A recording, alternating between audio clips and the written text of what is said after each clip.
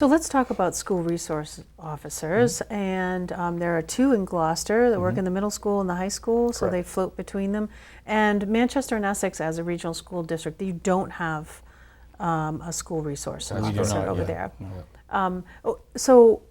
Chief Conley, what has the school resource officer done for the community of Gloucester and being in the schools? So I've been dealing with experience with school resource officers since my time in Chelsea, where we started with none and ended up, I think they have 5 or 6 now there. It's an absolute home run.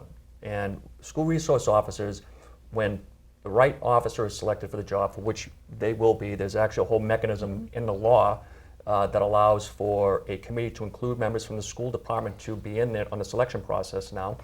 When the right person, the right officer is matched with that job, their job is to be a mentor for these kids. It's to get to the point to what Chief Francis said, a lifelong relationship to breaking down the stereotypes between the community and police officers. But also, it's to keep kids safe, of course, at the end of the day. And you know, that goes all the way from hopefully deterring any kind of violence or mass violence that might happen in a school, all the way to a simple, hey, I hear there's going to be a party at Singing Beach, this weekend, and allows us to get there before the kids get there and just stop a problem before it even happens. And that's why the school resource officers are that's their job. I think the misconception is that they come in there and their job is to catch kids doing things. And if a school resource officer has to make an arrest, that's almost a failure.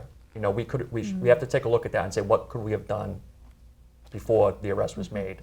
So it's a home run. What are you hoping for while you're going through the discussions for the school resource officer and the hopes for this person going into the schools? I'm hoping to build the trust with the students. I think that's something we've lost over the number of years, because we used to have the DARE program just like Essex, but once that was discontinued, I think we've lost that connection between the upper grades, so to speak.